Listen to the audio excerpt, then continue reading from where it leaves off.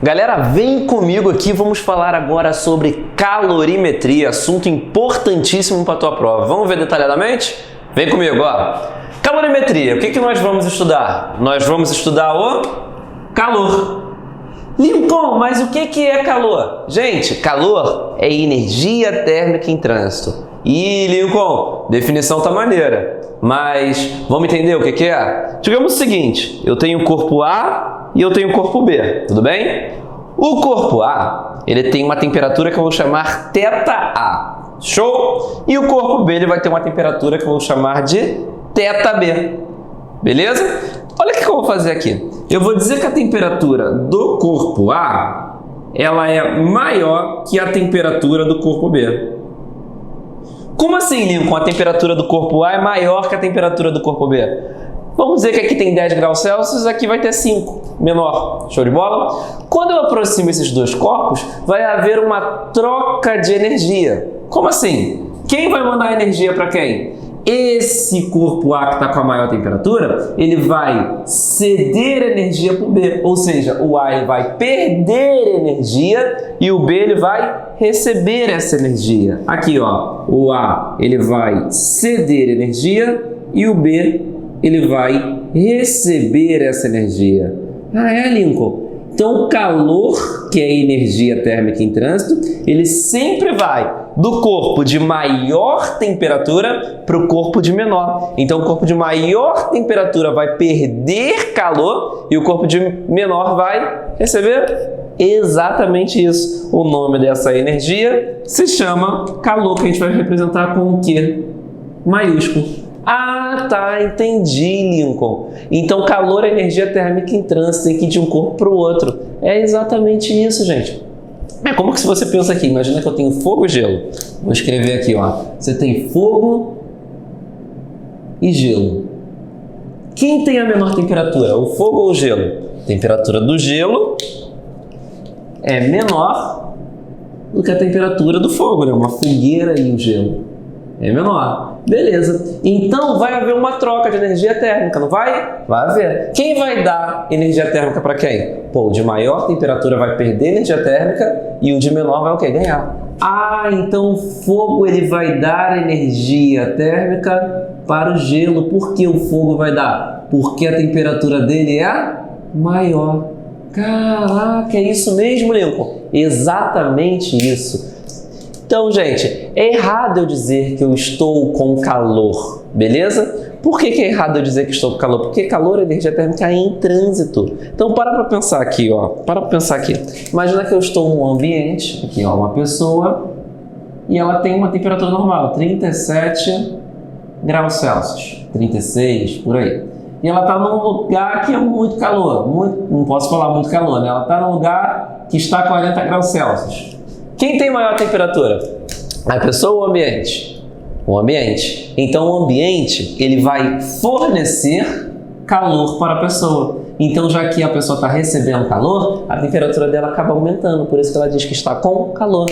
Ah, tá, Lincoln, entendi. Então, calor é energia térmica em trânsito por causa disso? Exatamente por conta disso. Sempre vai do corpo de maior temperatura para o corpo de menor temperatura. E a energia. Tudo bem? Lincoln, se calor é energia, como é que eu vou medir calor? Ué, gente, calor, a unidade de medida de calor, já que é energia, é joule. Mas aqui nós vamos usar calorias. Pô, Lincoln, se você vai usar calorias, o que você pode afirmar para mim? Dá para converter calorias para joule, joule para calorias? Dá sim, galera. Como? Ó, fica ligado que uma caloria equivale a 4,18 joules. Às vezes ele te fornece na questão, tá? Uma caloria igual a 4,18 joules ou 4,2. Então, às vezes ele te fornece, mas é importante, é legal que você saiba quanto que vale uma caloria, né? Porque a gente vai usar muito em calorias, não é? É só você perceber, olha que legal. Então, quando eu estou fazendo um exercício físico, eu estou fazendo para quê? Para perder calorias. Então, por quê? Porque eu estou elevando a minha temperatura, eu estou perdendo calor, então eu estou perdendo calorias. Beleza, entendemos que é calor, vamos classificá-lo? Eu tenho calor sensível. Quando que rola o calor sensível? Quando não há mudança de estado físico. Como assim, Lincoln? Imagina o seguinte, que eu pego essa minha caneta aqui, ela é feita de chumbo. E eu pego um isqueiro aqui, ó, e vou acender o chumbo aqui no isqueiro, tá? Vou pegar o isqueiro aqui e vou colocar no chumbo. Cara, esse chumbo, essa caneta de chumbo, ela vai receber calor, não é? Gente, mas essa caneta, ela tá no sólido de chumbo e ela vai permanecer sólida, não é? Mesmo recebendo calor. Então ela tá recebendo calor e não tá mudando de estado físico, não é? Ela tá no sólido e permanece no sólido. Ela não foi pro líquido, não foi pro gasoso. Beleza? Toda vez que um corpo ele recebe calor e seu estado físico não muda, eu digo que esse calor se chama calor sensível. Ah, Lincoln, como assim? Imagina que você tem aqui, ó, um copo e nesse copo tem água. E essa água, ela está a 30 graus Celsius. Lincoln, qual é a temperatura, qual é o estado físico da água a 30 graus Celsius? Líquido. Beleza, eu vou dar calor para essa água. Se eu dou calor, a temperatura aumenta. Chegou a 50 graus Celsius. Qual é o estado físico da água a 50 graus Celsius? Líquido. Ah, tá. Então, Lincoln, qual o nome desse calor? Já que ele recebeu calor e não mudou de estado físico. Ué, continua líquido? Então é um calor sensível. Ah, então toda vez que o problema não me falar toda vez que o problema me falar que não há mudança de estado físico, ele não cita mudança de estado físico, eu uso calor sensível. Que se calcula assim, ó. Que macete. Pegou? Que macete. Vamos entender isso aqui, ó. Qzão é a quantidade de calor que o corpo recebe ou que o corpo ele perde. Então, se é a quantidade de calor, Lincoln, a quantidade de calor tem que estar em qual unidade de medida? Tem que estar em calorias. Então, para usar essa fórmula aqui, tem que estar em calorias. Então, calor que recebe, calor que perde. Que é igual a massa do corpo que eu estou analisando. Aqui, galera, a massa vai ter que estar em gramas, tudo bem? Lincoln, e se por acaso estiver em quilogramas? Cara, problema, hein? Vai ter problema, então é melhor saber converter. Isso aqui, galera, delta teta, é a variação da temperatura. Se a temperatura do corpo ela aumenta, quer dizer que o corpo ele está recebendo calor. Se a temperatura do corpo ela diminui, quer dizer que ele está perdendo calor. E essa temperatura ela tem que ser em graus Celsius. Tudo bem? Essas unidades de medida são importantes. Então é o famoso que macete. Lincoln, mas você não falou para mim o que é isso aqui. Isso aqui, galera, se chama calor específico. Calor específico. Esse calor específico aqui, ele vai depender do material do corpo que eu estou analisando. Como assim? Cada material vai ter um calor específico. Quer ver? Se eu pego, por exemplo, aqui, ó, minha régua de madeira e eu dou calor a ela, vou aquecê-la, e eu pego uma régua de alumínio, você concorda que elas não vão aquecer na mesma velocidade, com a mesma rapidez? Não, por quê? Cada uma é de um material, cada uma tem um calor específico. E a questão normalmente ela te fornece o calor específico, que vai depender de quem? Do material. Ah, Lincoln, então quando que eu uso que macete? Quando não há mudança de estado físico. Beleza?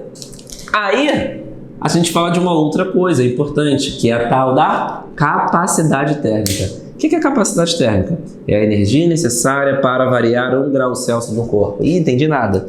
Olha só, eu vou representar a capacidade térmica com esse C aqui, para diferenciar de calor específico.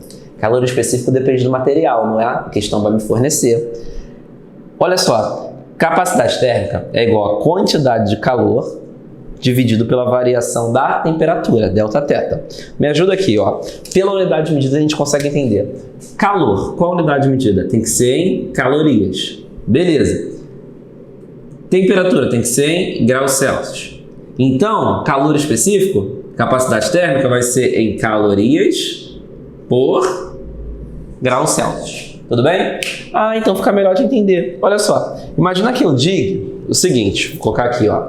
Imagina que eu falo assim, gente, tem um corpo que ele tem uma capacidade térmica de 10 calorias por grau Celsius, né? Porque a unidade de medida é caloria por grau Celsius. O que eu estou dizendo? Eu estou dizendo que para eu aumentar 1 grau Celsius da temperatura desse corpo, eu tenho que fornecê-lo 10 calorias.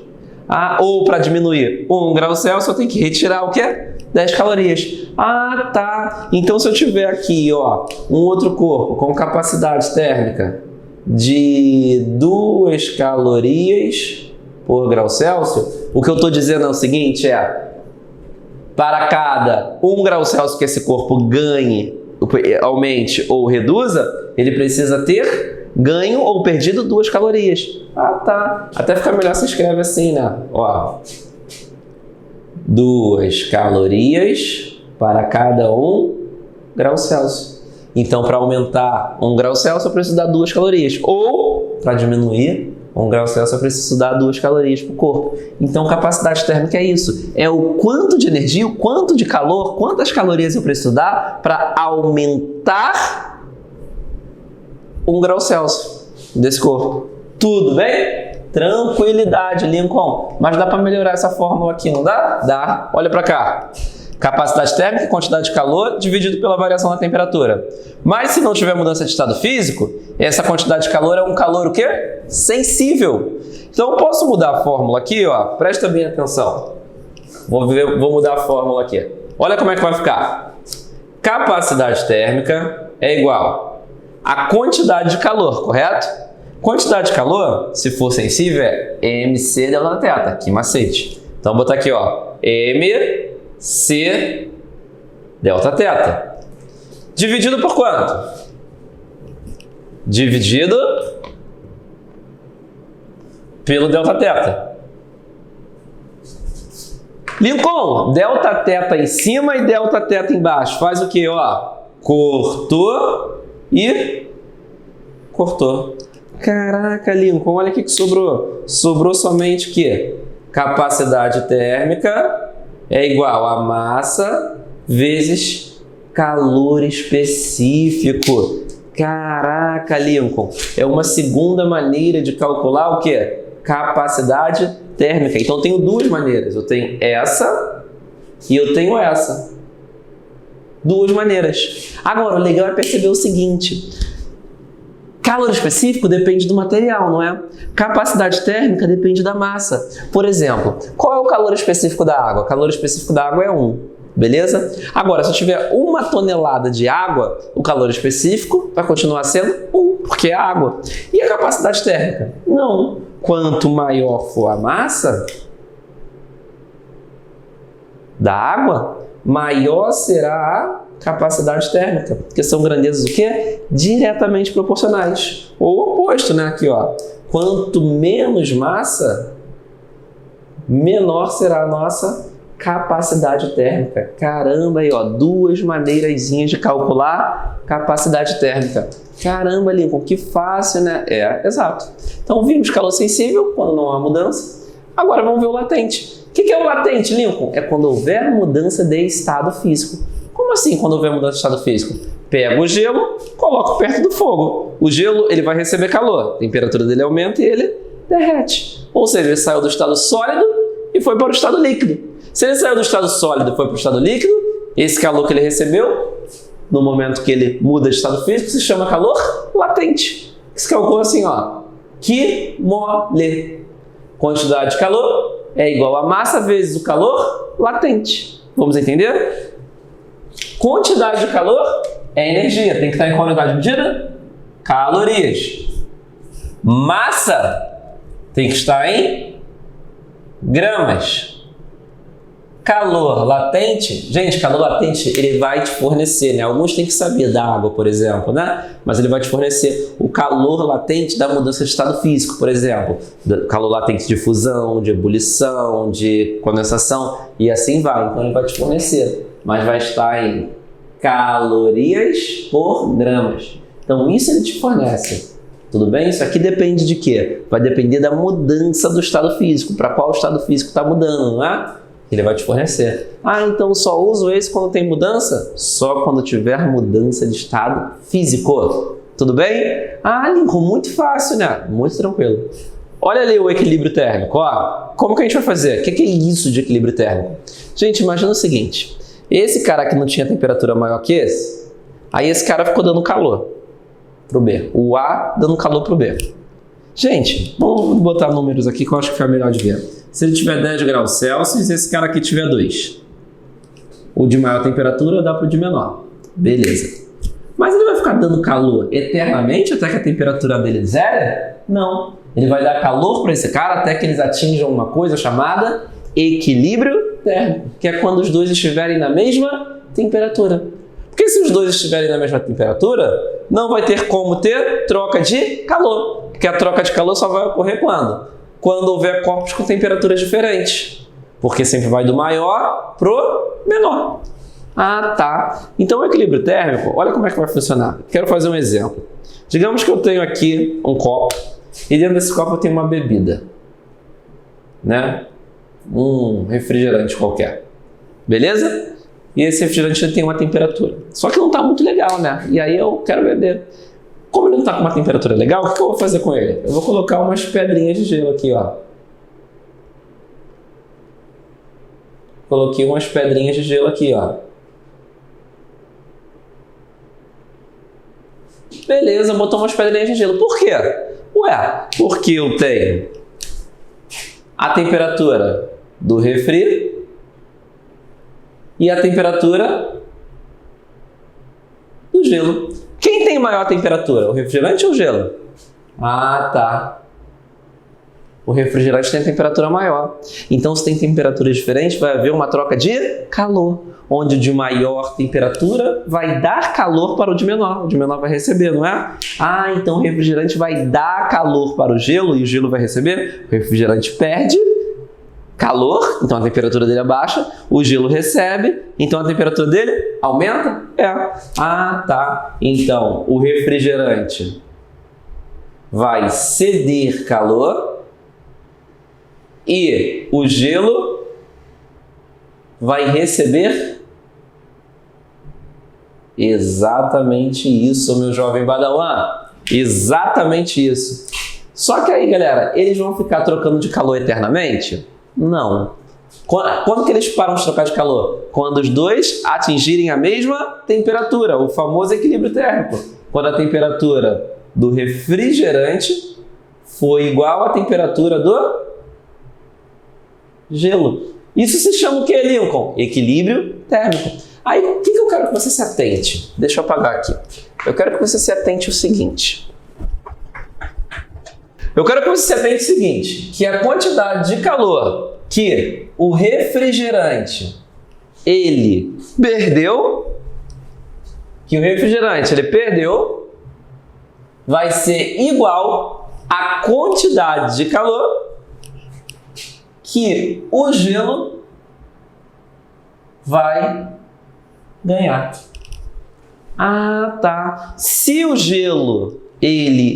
refrigerante está dando calor, esse calor que ele está dando, o gelo está ganhando, não é? É. Agora organiza isso aqui. Ah, então posso dizer que a quantidade de calor do gelo, esse cara tá menos, bem mais. Quantidade de calor do refrigerante, quando somadas vai ser igual a zero? Posso.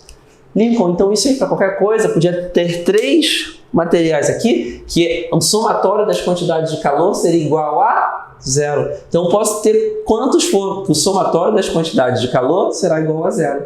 Beleza? Isso rola muito no calorímetro. O que é um calorímetro? É uma estrutura que não deixa com que o que está dentro dele troque de calor com o ambiente externo.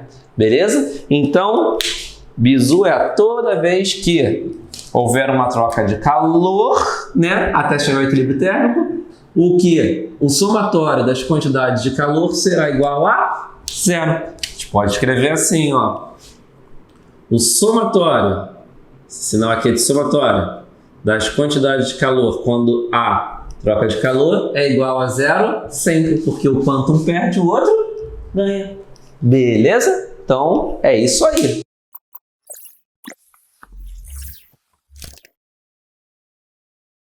Próxima aqui agita também, ou seja, a agitação vai sendo transmitida de molécula a molécula, molécula a molécula, até que, já que eu aqueci aqui, esse ponto aqui, a molécula também fica agitada e aquece. É aquela famosa questão, por que você não faz comida com uma colher metálica? Porque se você colocar a colher metálica na sua comida quente, vai transmitir calor, transmitir calor, transmitir calor. Se você estiver te segurando aqui na ponta, o que vai acontecer? Vai queimar a sua mão por conta da condução térmica. Só que tem materiais que conduzem muito mal essa energia térmica, não é? A madeira. Por isso que você usa a colher de pau. Porque ela conduz tão mal isso aqui que não vai queimar a sua mão, não é? Então tem materiais que conduzem bem e materiais que conduzem mal. Tem materiais que isolam, inclusive, não é? Por exemplo, o isopor, a lã. Tranquilo? Então isso é condução térmica. Quando eu vou transmitindo de uma molécula para outra, de uma molécula para outra. Isso ocorre nos sólidos. Olha aqui um exemplo, ó. Eu tenho água aqui, né? Essa água está aqui a 100 graus Celsius em um recipiente. E aí eu coloco uma barra aqui, tá? Uma barrazinha. E aqui eu tenho um outro recipiente que está com água aqui a 0 graus Celsius. Beleza? Poxa, obviamente essa barra ela vai transmitir calor, não vai? E o calor a gente sabe que ele se propaga de maior temperatura para o de menor. Então ele vai dar de 100 para de 0. Então esse aqui vai ser o sentido do fluxo de calor por essa barra, não é? Aqui, ó. Beleza. Lincoln, e como é que a gente faz para calcular esse fluxo? Gente, fluxo de calor a gente representa por essa letrinha aqui, que vai ser a quantidade de calor que está passando para lá dentro de um intervalo de tempo. Beleza? Não é à toa que o fluxo de calor ele é medido em calorias por segundos. Como assim, Lincoln? Quer dizer o seguinte, por exemplo, vamos dizer que eu tenho um corpo que ele tem um fluxo de 20 cal por segundo. O que eu estou dizendo? Eu estou dizendo que a cada 1 segundo esse corpo está transmitindo, está passando por aqui o quê? 20 calorias. Então o fluxo é isso. É o quanto de calorias, o quanto de calor vai ser transmitido por segundo. Beleza? Ou também pode ser calculado assim, ó. K, constante de condutibilidade térmica, que vai depender do material. Tem materiais que conduzem bem, materiais que conduzem mais ou menos, materiais que conduzem muito mal. Isso ele vai te fornecer na questão. Vezes a área, né? Que área? Nesse caso aqui é como se fosse um cilindro, não é? Então é a área desse cilindro aqui, vezes temperatura final inicial, não é? Aqui, ó, 100 menos 0. No caso, como é que seria? Quem é esse cara aqui? Final menos inicial, Lincoln, tu já falou que é o tal do delta teta. E esse cara aqui, quem é? É o comprimento desta barra. Então esse fluxo ele vai ocorrer quando?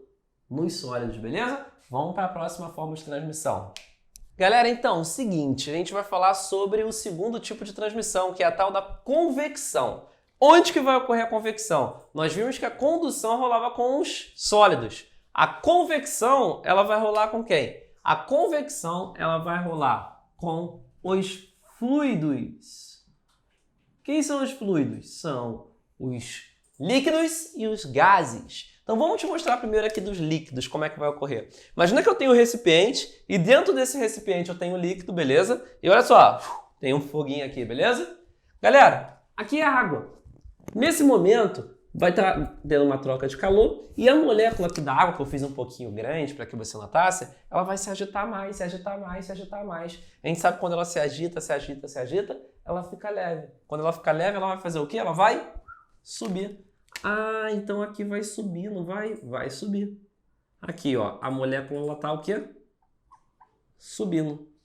Beleza? Então essa molécula subiu, beleza? Já que essa molécula ela subiu, o que vai acontecer?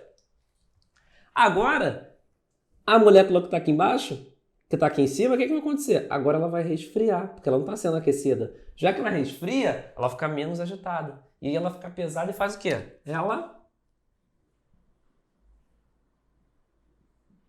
desce. E aí quando ela desce, ela é aquecida novamente, agita e sobe. Aí ela resfria, desce. Sobe e fica nesse ciclo. Ela fica subindo e descendo. Isso se chama o quê? Convecção. Beleza? No líquido é muito simples de perceber essa convecção. No gás, também no ar, também é muito simples. Porque olha só, imagina aqui, a gente vai falar da brisa terrestre. Imagina aqui a praia, né? Aí na praia você tem aqui a parte da areia e você tem aqui a parte do mar. Não é? Representei a parte da areia aqui de abóbora e a parte do mar de azul. Gente, durante o dia, quem é que tem a maior temperatura? A areia ou o mar? Poxa, Lincoln, durante o dia é areia, não é? Então presta atenção. Vai ter ar aqui em cima da areia, não é? E esse ar vai ser aquecido pela areia. Então a molécula de ar ela vai agitar, agitar, agitar, agitar. O ar fica agitado e o ar quente ele sobe. Ah, então o ar quente aqui, Lincoln, ele vai subir aqui, ó. Vou representar o ar com essa caneta verde. O ar quente ele vai subir. Não é por quê? Porque a areia o aqueceu. Então se a areia o aquece, o ar quente, a molécula muito agitada, vai subir. Mas, Lincoln, vai ficar aqui vazio, sem ar? As pessoas que estiverem aqui vão estar no vácuo, sem ar? Não, óbvio que não. Para pensar comigo, olha a lógica, ó. Aqui no mar, eu não tinha um ar resfriado? Então esse ar que está resfriado, o que vai acontecer? Ele vai ocupar essa parte da onde eu estou sem ar, porque o ar subiu. Ah, então o ar frio, ele vai ocupar essa parte, não é? Então vai haver só uma troca, né? Uma movimentação de massa de ar. É isso? É exatamente isso. Beleza? E aí o que vai acontecer com esse ar que chegou aqui? Ué, a areia vai aquecer, vai subir. E aí o ar que está no mar vai fazer o quê? Vai ocupar. Novamente, o mesmo processo. A areia aquece, ele sobe. Aí o ar do mar, o quê? Ocupa. Tudo bem? E aí a gente fica com esse fluxo. Durante o dia, o vento da praia, ele nos empurra para fora do mar. Por quê? Por conta da convecção. Tudo bem? E a noite, galera? A noite troca, não é? Por quê? Olha só. A água e a areia, elas têm uma característica diferente, um tal de calor específico. Lembra? Que é a capacidade que um tem de receber calor e perder calor. O calor específico da água é alto. Então a água demora a receber calor, mas também demora o quê? A perder. Mas a areia não. O calor específico dela é baixinho. Se eu esquentar ela, rapidinho ela aquece. Se eu resfriar, rapidinho ela resfria. Então, já que ela aqueceu muito rápido aqui, à noite a temperatura diminuiu, ela reduziu rápido. A água não. Demorou um tempão para receber calor. Ela não vai resfriar tão rápido. Então, durante a noite, a água está com a temperatura maior do que a da areia. Então, o processo inverte. O ar que está em cima do mar vai o quê? A molécula vai agitar, agitar, agitar e vai o quê? Subir. O ar sobe. E aí, como agora à noite a areia ela está com uma temperatura menor, o que vai acontecer? Subiu o ar aqui. O ar da areia, que está resfriado, ele vai ocupar essa parte.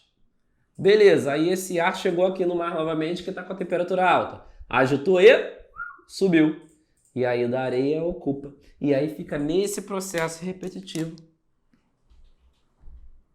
Mostrando aqui o ciclo oposto, não é? Durante o dia o vento empurra para fora do mar e durante a noite ele nos empurra para dentro. Por isso que os pescadores, eles fazem o quê? Eles vão pescar durante a madrugada, quando a brisa terrestre os ajuda, os empurrando para alto mar, e quando virar o dia, não é? O que vai acontecer? A brisa terrestre vai os empurrar para onde? Para fora do mar.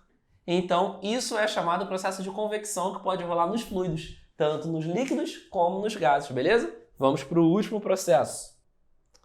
Galera, terceiro processo de transmissão de calor, irradiação. Galera, nós vimos que a condução é nos sólidos, a convecção são nos fluidos, a irradiação é legal que ela não precisa de um meio material, ela ocorre no vácuo. Como assim? Um exemplo, ó. Nós temos o Sol e a Terra. O Sol, ele aquece a Terra. Como, Lincoln? Poxa, se fosse por um meio material sólido, ia ser por quê? Por convecção, né? Se eu ligasse os dois a uma barra, imagina, né? Ligar o Sol e a Terra a uma barra. Um ia propagar daquela forma, né? Com fluxo de calor. Não, mas não dá não, porque tem vácuo ali. Se fosse ar aqui, né? Tivesse ar nessa região, podia ser por convecção, não é? Mas não tem ar aqui, é uma região de vácuo. Então vai ser por irradiação, pelas ondas infravermelhas, não é? Que são ondas eletromagnéticas, que vão chegar aqui. Então falou vácuo, tem uma propagação de calor. Quando fala vácuo, já sabe que é a irradiação. Lincoln, o que eu tenho que ler na questão para saber que é irradiação? Vácuo. Propagação de calor através do vácuo é irradiação. Ondas infravermelhas, que são ondas o quê? Eletromagnéticas. Já te dei o bizu. Leu vácuo, calor e radiação. 3 palavrinhas. Vácuo, calor e radiação. Show de bola? Olha aqui então, já que a gente já entende todos os processos, vamos entender o funcionamento da garrafa térmica.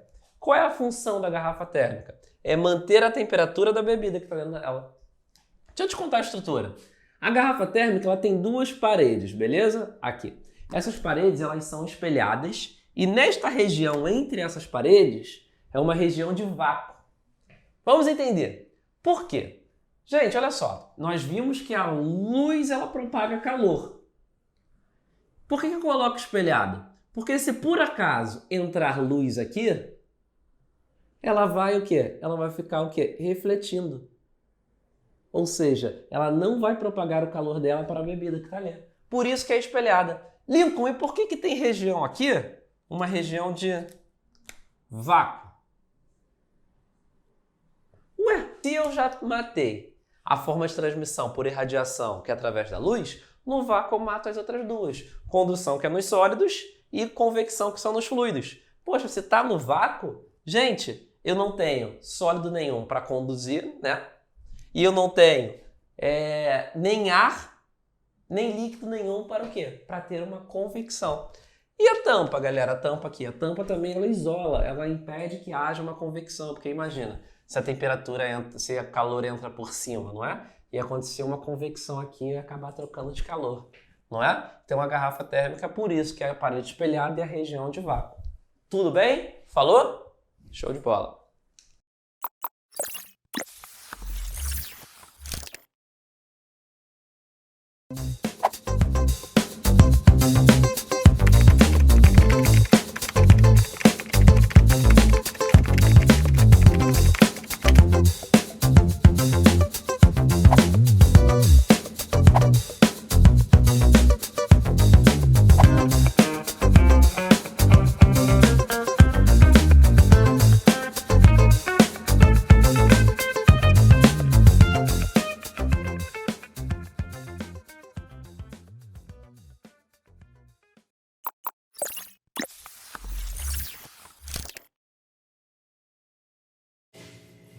Fala galera, hoje iremos falar de um assunto muito importante, né? Um assunto chamado ondas eletromagnéticas.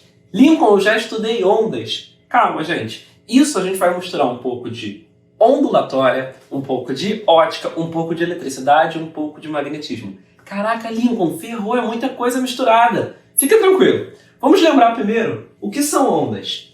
Ondas são perturbações que propagam energia, porém não transmitem matéria, né? Que transmitem energia, porém não transmitem matéria. Beleza, Lincoln, isso eu estudei em ondulatória.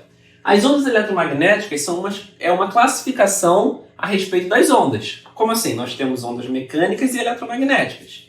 As ondas mecânicas são aquelas que precisam de um meio material para se propagar. Por exemplo, meio sólido, líquido, gasoso. Um exemplo, o som. O som ele só se propaga por quê? Presta atenção. Eu tenho aqui as moléculas de ar, tudo bem? E aí eu perturbo essa moléculazinha que vai perturbar a próxima. Ou seja, perturbação, né? Estou perturbando as moléculazinhas, tudo bem? Então é o meio material, o ar. Agora, as ondas eletromagnéticas, elas não precisam de um meio para se propagar. Por exemplo, elas se propagam no vácuo. Elas se propagam no vácuo. Show de bola? É mesmo, Lincoln? É mesmo. As ondas eletromagnéticas se propagam no vácuo. Isso a gente já sabia. Isso a gente estudou em ondulatória. Agora, vamos entender o que é a onda eletromagnética? Como que ela é gerada? Gente, estudamos lá na física 3 o seguinte, que a variação de um campo elétrico gera um campo magnético. Não é? Como assim? Eu sei que se eu tiver uma cargazinha aqui, negativa, não é? Toda a carga tem um campo elétrico, ela tem uma região de campo. E que se eu ficar movimentando essa carga para cima e para baixo, como se fosse um movimento harmônico, para cima, para baixo, para cima, para baixo, para cima, para baixo, o campo elétrico dela vai variar. Essa variação de campo elétrico acaba gerando um campo magnético. Um exemplo, lembra que Austin falou? Tem um fio, usa a regra da mão direita, corrente e campo. Onde tem corrente, tem campo. Por quê? Corrente elétrica não são os elétrons, o movimento ordenado dos elétrons. Se os elétrons eles estão se movimentando, então quer dizer que são cargas negativas entrando em movimento, ou seja, variando o campo elétrico. gerando um campo magnético. Show! Agora, a recíproca é verdadeira, né? Faraday falou também que a variação de um campo magnético gera um campo elétrico. Ah, é? É. Lembra do ímãzinho? Que ele se aproxima da espira, gera uma corrente. Ele se afasta da espira, gera uma corrente. O campo magnético, a variação do campo magnético também gera campo elétrico. Gente, as ondas eletromagnéticas nada mais são do que essa variação ou de campo elétrico que gera magnético ou de magnético que gera elétrico. De qualquer forma, vão ter os dois. Tanto que a representação dessa variação é aqui, ó. Vermelho, campo elétrico. Está variando, não está? Se ele está variando, logo ele vai gerar o quê? Uma variação do campo magnético, que é esse aqui de azul. Show de bola? Perceba, inclusive, que está se propagando aqui, ó, para cima, para baixo. E o magnético? Para um lado e para o outro.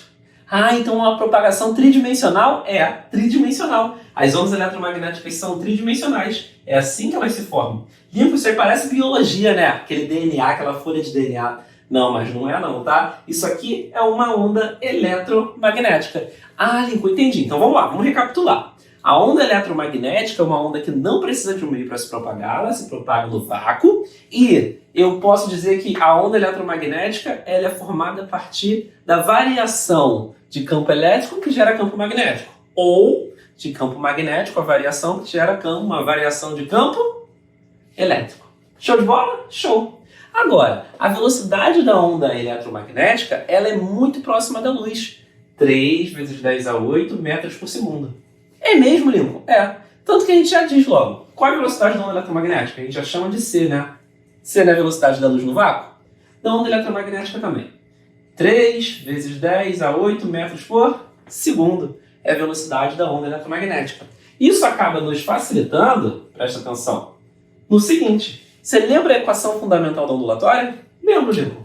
Que é V, velocidade da onda, que é igual a lambda, comprimento da onda, vezes F. V igual a lambda F. É mesmo, Lincoln? V igual a lambda F. Só que eu posso colocar isso de outra forma? Agora nós vamos fazer assim. Como a velocidade da onda eletromagnética vai ser a velocidade da luz, sempre ela, então a gente pode escrever assim, ó, que C é igual a lambda vezes F. É assim que a gente vai acabar trabalhando. C, que é a velocidade da luz, lambda F. Por quê? A onda eletromagnética, ela até vai ter sempre a mesma velocidade, que é próxima da luz, ou igual à luz pra gente. 3 vezes 10 a 8. O comprimento dela muda e a frequência também muda, não é? Sim. Tanto, vale ressaltar o seguinte, gente, presta atenção. A velocidade a gente vai entender como constante, mas a frequência e o lambda, um em relação ao outro, já vou te dizer, os dois eles são inversamente proporcionais. O que isso quer dizer? Que se a frequência é alta, o lambda ele é baixo. Ah, quanto maior a frequência, menor o comprimento de onda, não é? É. Quanto maior a frequência, menor o comprimento de onda. Beleza. E mais o quê? Ou quanto menor a frequência, maior será o nosso comprimento de onda. Ah, então é importante que eu saiba que o lambda e a frequência são inversamente proporcionais e eu vou entender a velocidade da onda eletromagnética como constante. Ah, tudo bem, Lincoln. Tranquilinho até aí, não tem problema. Show? Não tem problema nenhum. Lincoln, a gente consegue ver quem são as ondas eletromagnéticas? Sim. Deixa eu apagar aqui. O editor vai acelerar. A gente vai apagar aqui para falar quem são as ondas eletromagnéticas. Vamos lá. Quem são as ondas eletromagnéticas? Vou falar na ordem decrescente de frequência, da menor frequência para a maior frequência. Então, a primeira que nós vamos falar são as ondas de rádio. Ondas de rádio, que são as ondas eletromagnéticas que nós vamos estudar de menor frequência, né? Ondas de rádio, como tem uma frequência pequena, não é? Olha só, vamos fazer aqui. Como a frequência das ondas de rádio, chama a frequência A, né? Que é a primeira. Como é uma frequência pequena, o comprimento de onda dela, das ondas de rádio, vão ser o quê? A frequência pequena comprimento de onda grande. Ah, beleza. A gente vai falar de uma em uma, eu só quero que você entenda quais são, tá? Beleza. Ah, a gente vai entender para que ela foi usada, se ela tem um comprimento de onda grande, a gente acaba sabendo que ela foi usada muito para comunicação, porque se eu tenho um comprimento de onda grande, ela é facilmente difratada. Mas calma, nos próximos episódios. B. Nós temos as micro-ondas. Não precisa nem falar, né? Se elas eram muito usadas ou pouco usadas, né? Até hoje a gente usa lá no nosso forno micro-ondas, não é? Bota a pipoquinha lá, pim! Ela funciona. Micro-ondas. Esse aqui eu vou botar assim, ó. Nós temos aqui C. Nós temos a luz visível. Beleza? Luz visível. Ah, show de bola. Só que da luz visível, gente, você lembra das cores da luz visível? Ah, eu não lembro não. Então vamos fazer o seguinte, vamos lembrar aqui, ó, da luz visível. Você lembra que as cores nada mais são do que frequências? Ah, Lincoln, eu lembro. Eu lembro que a primeira cor de menor frequência era o vermelho, a segunda era o laranja, amarelo, verde, azul, anil e violeta. Essas são as ondas eletromagnéticas que nós conseguimos ver, né? Luz visível. Mas eu tenho outras aqui, né? Eu tenho as acima da violeta, nós chamamos de ultravioleta, não é? Ou as ondas ultravioleta, chamadas de raio UV, né? UVA, UVB. Beleza. E abaixo do vermelho eu tenho a infravermelha, né?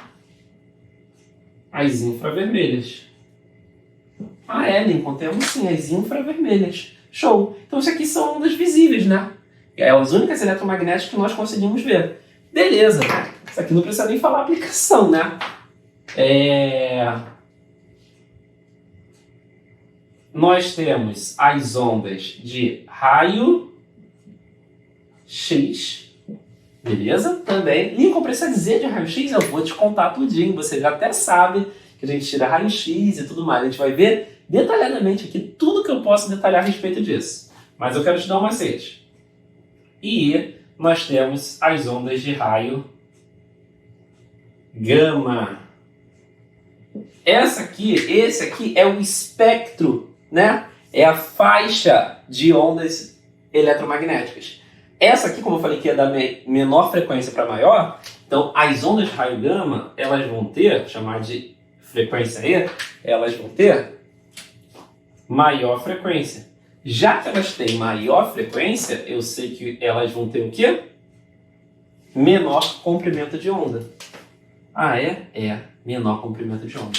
Show, Lincoln. Como que eu vou decorar que essas ondas aqui são as ondas eletromagnéticas? Decora essa palavrinha aqui, ó. Decora aqui. É o Ra, Mi, Lux, Gama. Decora esse bizu. O que é, Lincoln? É macete, tá? Decora. Rami, Lux, Gama. O que é isso, Lincoln, de Rami, Lux, Gama? Rami, Lux, Gama nada mais é do que o macete para saber quais ondas são as eletromagnéticas. Ra, ondas de rádio. Mi, micro-ondas. Lu, luz visível. X, raio-x. E gama, raios gama. Rami, lux, gama. Então sabemos quais são as ondas eletromagnéticas e suas classificações. Da de menor frequência e maior comprimento de onda e maior frequência e menor comprimento de onda. Show de bola? Tamo junto!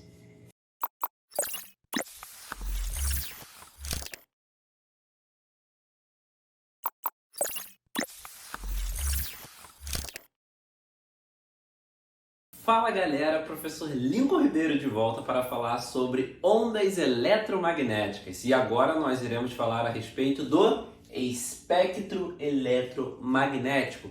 Lincoln, o que é um espectro eletromagnético? Gente, o espectro eletromagnético é uma faixa, ou seja, uma linha de frequências e comprimentos de onda onde se enquadram as ondas eletromagnéticas. Por exemplo, aqui eu tenho uma linha e em cada ponto, em cada intervalo, em cada faixa dessa linha, eu tenho uma classificação de onda eletromagnética. Lincoln, não lembro quem são as ondas eletromagnéticas. Lembra do macete. Rá, Mi, Lux, Gama. Escreve aí, Lincoln. Lembra do macete. Rá, Mi, Lux, Gama. Que aí eu vou ver na ordem crescente de frequência. Rá, ondas de radiofrequência. Mi, micro-ondas. Se tu for ainda mais detalhado, tu pode botar assim, ó. M de micro-ondas, I de infravermelho, L de luz visível, U de ultravioleta, X de raio X e gama de raios gama. Beleza? E agora a gente vai ver detalhadamente aqui na linha.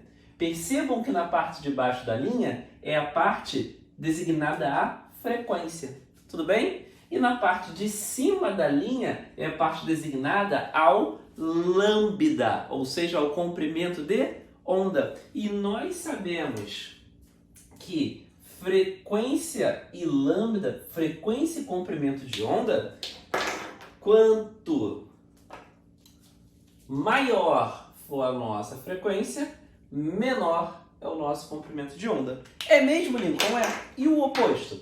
Quanto menor for a nossa frequência, maior será o nosso comprimento de onda. Isso quer dizer que são grandezas inversamente proporcionais, não é? Então, Lincoln, você está dizendo que as ondas de menores frequências terão maiores comprimentos de onda? Pode perceber. Daqui para cá, a frequência está aumentando e o comprimento de onda está o quê? Diminuindo. Eu fiz uma representação com uma onda aqui transversal. Olha aqui, ó. Frequência grande, comprimento de onda, frequência pequena, comprimento de onda grande, não é? Show de bola? E à medida que a frequência vai aumentando, o comprimento de onda como vai achatando, achatando, achatando, achatando.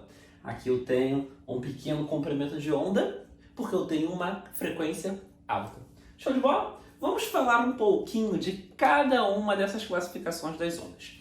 Lincoln, as ondas de menor frequência que tem no nosso edital são as ondas de rádio, não é? Ondas de radiofrequência, que está aqui nessa faixa que eu coloquei, beleza? São as ondas com a menor frequência, porém com maior comprimento de onda, não é? Inversamente proporcionais. Gente, as ondas de rádio, elas são muito utilizadas no nosso dia a dia. Por exemplo, na TV, no rádio FM, AM, na televisão.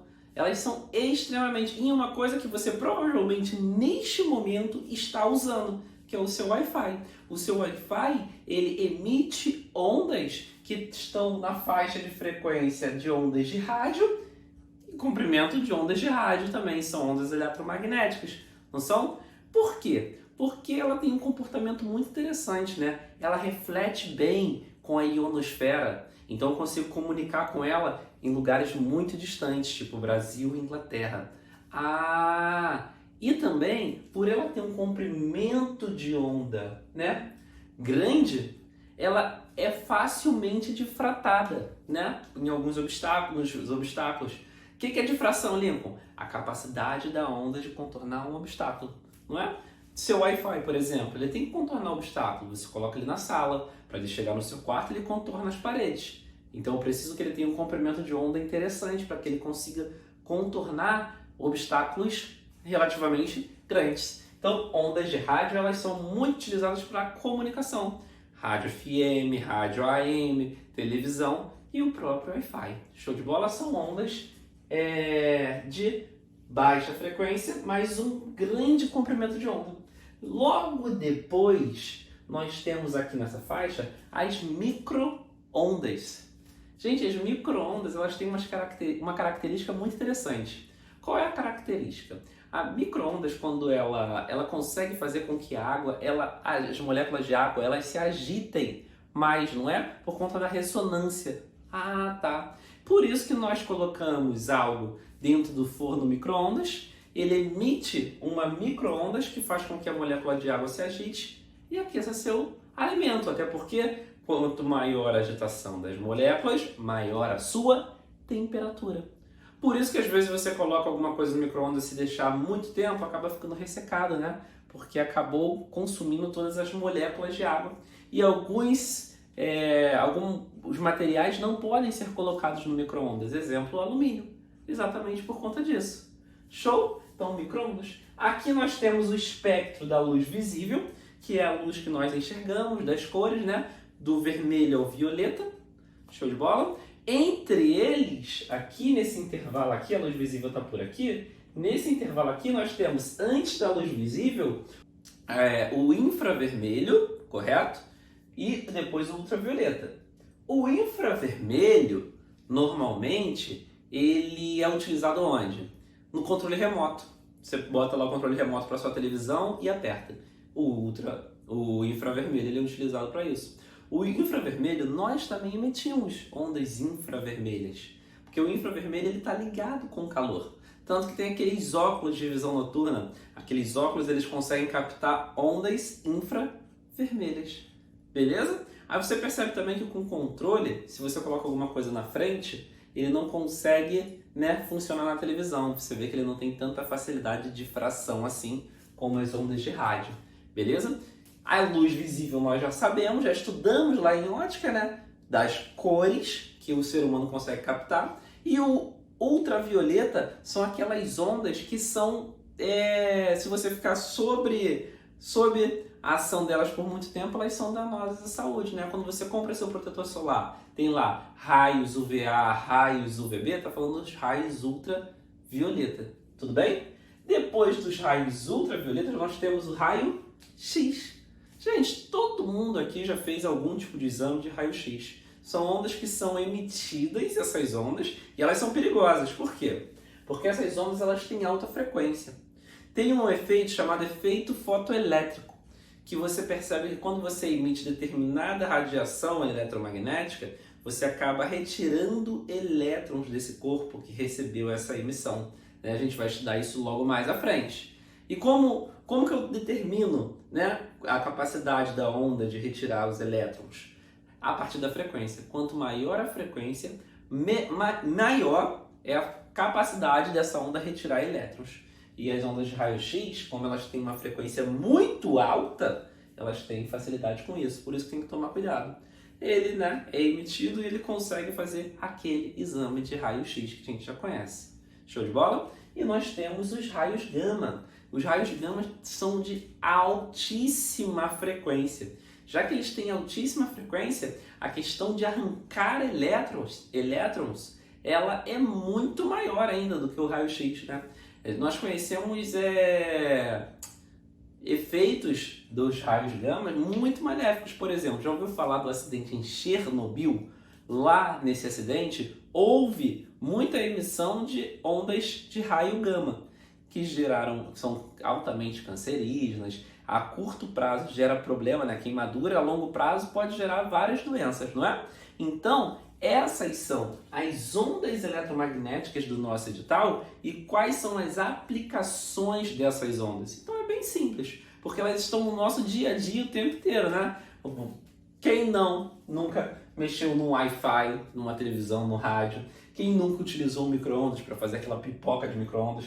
Se você está me vendo agora, provavelmente você consegue utilizar da luz visível, infravermelho, né? Você vai lá no controle da sua televisão, show de bola? Ultravioleta também, você já passou o seu protetor solar, raio-x, raio gama que eu espero de coração que você não tenha tido contato. Beleza? Muito tranquilo. Forte abraço, beijo no coração.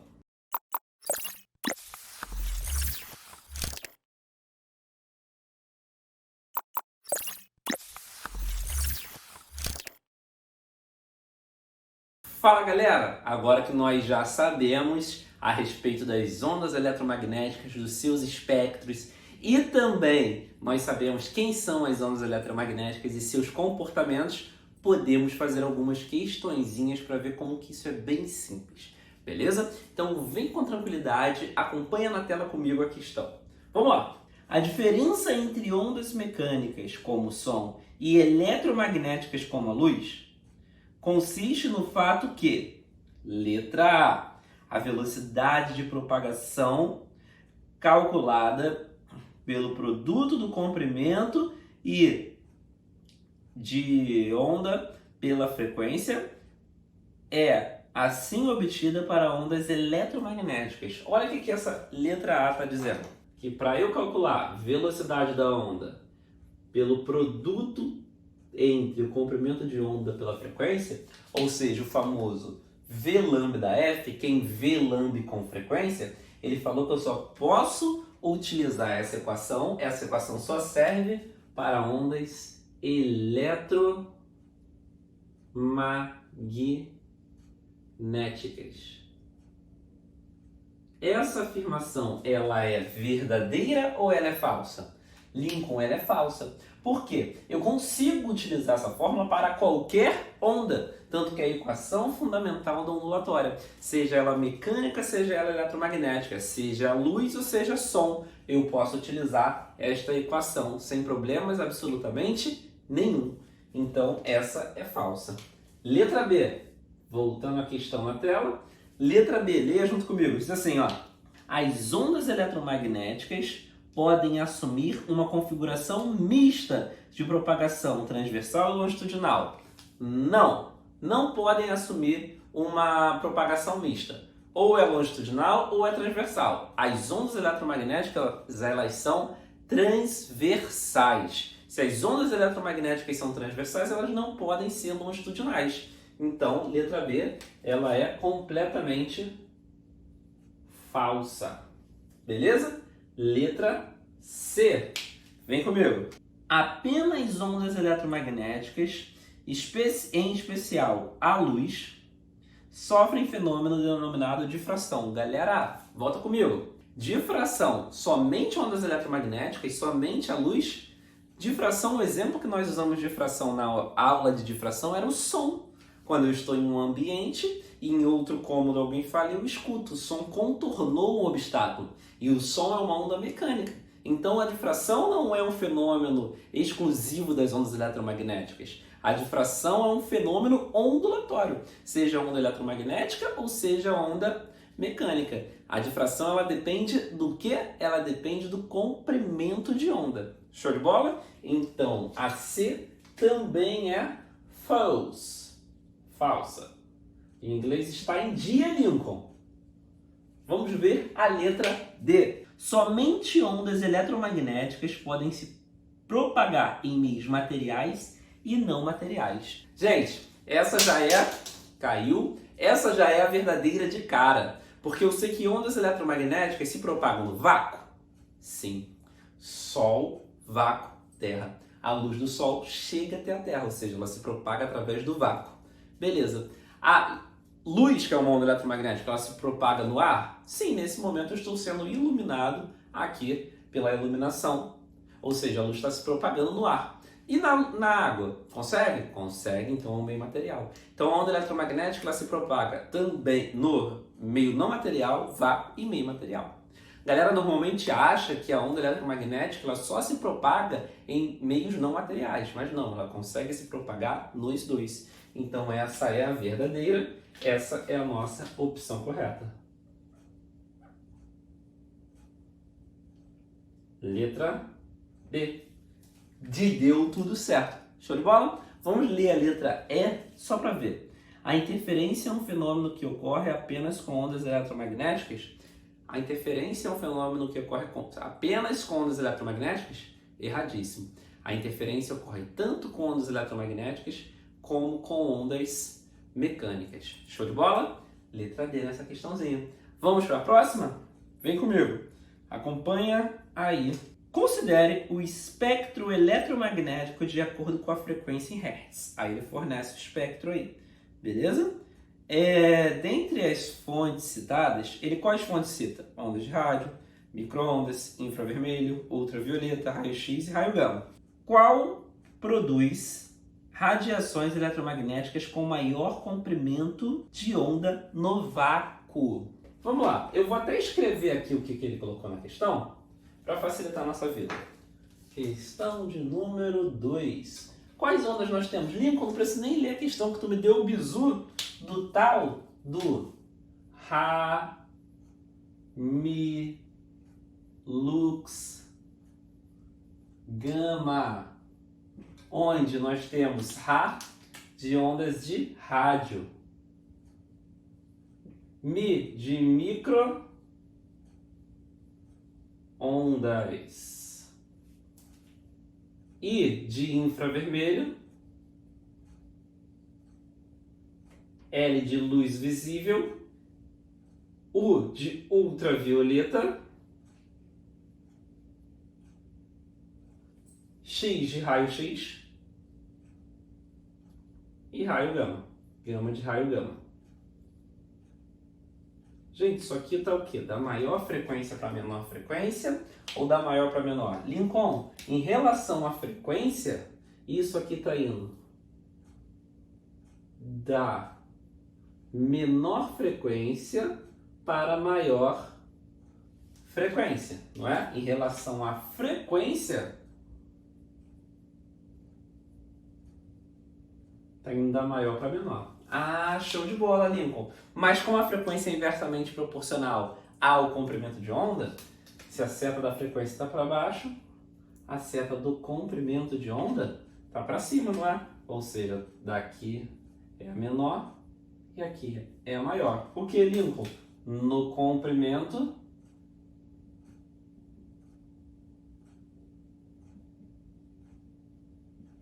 de onda. Ah, tá. Aí ele fala assim, qual dessas, vou até reler aqui, ó. Dentre as fontes citadas a seguir, qual produz radiação eletromagnética com maior comprimento de onda no vácuo? Maior comprimento. Ah, Lincoln, maior comprimento tem que ter menor frequência. Menor frequência, maior comprimento, ondas de rádio. Então, ondas de rádio é a correta. Lincoln, mas ele falou no vácuo. Gente, a velocidade de todas essas ondas aqui no vácuo é a mesma. Qual é a velocidade de uma onda eletromagnética? É próxima da luz, 3 vezes 10 elevado a 8 metros por segundo. Para mudar essa velocidade, só se essas ondas mudassem de meio, logo tivessem uma refração. Então, as ondas de rádio são maior, mas vamos ver aqui. Dentre as fontes citadas a seguir, qual produz radiação eletromagnética com maior comprimento de onda? Ele não botou ondas de rádio, não é? Então vamos ver. Laser ultravioleta, fornos micro-ondas, luz vermelha, aparelho de raio-x ou laser infravermelho. Eu vou ter que olhar dessas quem tem menor frequência. Quem tem menor frequência aqui? Ultravioleta, não, micro-ondas. Porque logo depois da rádio é micro-ondas. Micro-ondas tem menor frequência. Lincoln não é rádio por quê? Porque ele não botou nas opções, tá? Porque se tivesse nas opções rádio, seria rádio. Então é micro-ondas, porque dentre as opções, ela tem a menor frequência e o maior comprimento de onda. Então a opção correta, opção de letra B de Botafogo. Beleza? Linda, linda, linda, linda questão. Show de bola? Vamos para a próxima? Acompanha comigo a próxima aí. Diz assim, ó. Determinada emissora de rádio transmite na frequência de 6,1 MHz, ou seja, 6,1 vezes 10 a 6 Hz, com velocidade da luz no ar de 3 vezes 10 a oitava metros por segundo. Para sincronizar essa emissora, necessitamos de um receptor de ondas curtas que opere na faixa de... Ele nada mais, nada menos aí quer saber o seguinte, ó. É emitida uma onda em determinada frequência, e é uma frequência, inclusive, aqui, ó, uma frequência 6 vezes 6 MHz. Beleza. Se sabemos a velocidade de propagação dessa onda, ele quer saber a faixa que deve ter o receptor. Show de bola? Quer saber a faixa do receptor. Lincoln, como é que eu vou fazer para captar a faixa do receptor? É só achar o lambda. Ah, é, Lincoln? É, eu vou apagar aqui para ficar melhor. Então, Lincoln, olha lá só. Ele falou que a velocidade da onda é 3 vezes 10 à oitava metros por segundo. Show, Lincoln! Ele falou que a frequência é de 6, aproximadamente, né? Vezes 10 a 6 Hz. O que ele quer, Lincoln? Ele quer a comprimento de onda. V igual a lambda vezes F. Me ajuda aí, ó. Vou até fazer outra cor. Velocidade, 3 vezes 10 elevado a 8. Lambda é quem eu quero. E a frequência, Lincoln? 6 vezes 10 elevado a 6. Esse cara multiplica, passa dividindo. Vê se eu posso reescrever essa equação assim, ó. Lambda é igual a 3 vezes 10 a 8 dividido por quanto? Por 6 vezes 10 a 6. Lambda igual 0,5 vezes 10 elevado a 2. Isso aqui é igual a 50 metros. Então, lambda é igual a 50 metros. Eu preciso de um receptor que tenha algo em torno de 50 metros. Como eu aproximei esse valor aqui, eu vou ver nas opções qual o valor mais próximo de 50 metros. Na letra E, nós temos um valor de 49. Então, 49 é a nossa resposta. Letra E de é preciso gabaritar a prova de física. Viu como é fácil? Galera, para ondas eletromagnéticas, o que eu preciso saber? Que elas são uma variação. Se há variação no campo magnético, há no campo elétrico e assim vice-versa. Preciso saber quem são as ondas eletromagnéticas e eu te dei um macete. Rá, Mi, Lux, Gama. E preciso saber quais são as aplicações das ondas eletromagnéticas. Show de bola? Sabe isso? Não tem como errar questão nenhuma na prova. Show de bola? Você é o aprovado. Um beijo no coração e tamo junto.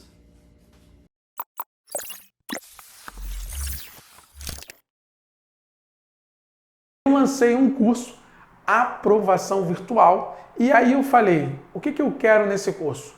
Eu quero que ele tenha o maior custo-benefício do Brasil, mas com material de qualidade, material humano, professores. Por isso que eu parei a minha vida toda para gravar um curso para você de matemática, mas sem aquele blá blá blá, mimimi, o que cai na prova, o filé mignon. É muito bizu ser do Aprovação Virtual. Chucrute, mas você tá mais um que vem vender na internet. Não. Mas porque o curso tal dá 50% de desconto. Putz, mas ele dá 50% do dobro. E eu não sei se você sabe que a metade do dobro é a mesma coisa. Ele fala porque o curso vale R$1.000 e te vende por 500, deu 50%. Não, eu não gosto disso. E eu vou trazer a melhor equipe do Brasil com o melhor custo-benefício. Eu estou falando de Chucrute, Maria Helena, Basileu, Felipe, Matheus, a Elizabeth Rodrigues, que só é exclusiva da Aprovação Virtual. E tem novidade, porque eu estou reforçando esse time.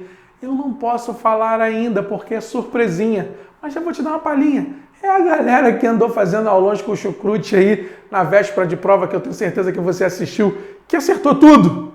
Fala ou não fala? Não, vou deixar de surpresa para você. Beleza? Olha os depoimentos dessa equipe, criatura! E aí, pessoal, meu nome é Luiz Eduardo Machado, sou aqui de Uruguaiana, Rio Grande do Sul.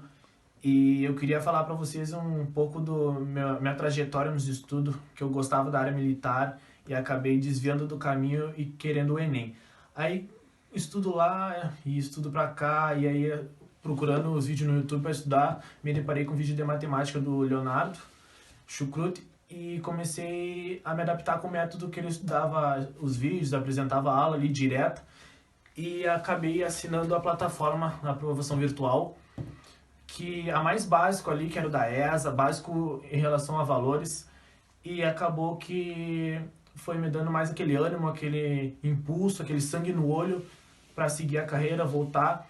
E eu recomendo demais essa plataforma, porque em 6 meses de estudo ali, focado, direto, ralando, esse aqui foi meu resultado, agora domingo da prova da ESA. gabaritei matemática, errei uma de português, uma de geografia, gabaritei história, inglês, e aí 38 de 40. E eu recomendo demais, porque esse cara, ele não te explica nada aquela enrolação que tem alguns professores do YouTube, de outras plataformas que explicam, e é direto ali, ó. Ele não quer te ensinar matemática, ele quer te ensinar a passar no concurso que tu deseja, almeja lá, o português com o Antônio Abreu, o Léo Martins, ali, o Felipe Chagas de geografia, tudo ali. Então, eu recomendo demais, assinem, obrigado e foco no objetivo de vocês. Tamo junto. Salve galera do canal do Léo Chucrute, meu nome é Leonardo, sou aluno da aprovação há 4 meses e vou comentar aqui do curso, né? Primeiramente dizer que é um curso onde as aulas são bem rápidas, bem diretas, né? Sem muita enrolação, só o necessário, o que você precisa saber da matéria para chegar na prova e matar, né? Tem bastante exercícios, né? Lista de exercícios com alguns vídeos de resolução e os professores são ótimos, certeza que vocês vão gostar do curso, assim como eu gostei, nunca tinha feito nenhum curso preparatório, estou me dando muito bem e é isso aí galera, um abraço. Boa tarde, Vinícius que está falando aqui. Cara, assim, a prova da ESA ontem foi, assim, dos últimos 5 anos a mais tranquilo, vamos dizer. Dos últimos 10 anos. Porque, falando a respeito das provas anteriores, né, que como a gente faz para poder pegar uma familiaridade com a banca, cara, eu não gabaritei história, matemática, até mesmo geografia, por bizonhice. Porque questões que fazem a diferença, né, lá na frente, na questão da média, na questão da classificação. Mas eu tenho certeza que vocês estudando com aprovação virtual, vocês podem gabaritar, podem ir da melhor maneira possível nessa prova. O inglês também muito de boa. Enfim, é só comer livro e caderno e questão que vocês chegam. Falou? Ano que vem é o ano de quem está comprando o curso, é o ano de quem realizou essa prova, tenho certeza. Abraço. Bom dia galera, tudo bom? Aqui quem fala é Jefferson Wagner, aluno aqui do Aprovação Virtual. Sou aluno há mais ou menos aí uns 4 meses. Nesses 4 meses de aprovação virtual, eu tive um upgrade de conhecimento, de técnicas de estudo, de conteúdo e base de mais de 60%. Meu desempenho foi excepcional dentro daquilo que eu esperava num curto prazo de tempo. As aulas de geografia são excepcionais, de história, língua portuguesa, as aulas de redação com a professora Beth, um brinco, perfeito. Galera, as aulas do Chucrute, então, meu Deus do céu, gente, pra quem não tem base, pra quem tá buscando começar, ou se não, pra quem já tem uma base e só quer lá, pincelar aqui, um ponto aqui, um ponto ali, gente, é o caminho. Desejo que a todos vocês que estão começando a caminhada dos estudos, sucesso, comecem com tranquilidade e lembre-se, constância. A questão é constância e firmeza no seu objetivo, fechou? Brasil, forte abraço. E além disso tudo que o Chucrute já falou para você, o Aprovação tem simulados. Aliás, pô, se alguém puder subir aí o simulado, meu irmão, é coisa do outro mundo. O simulado é igual à prova, é idêntico.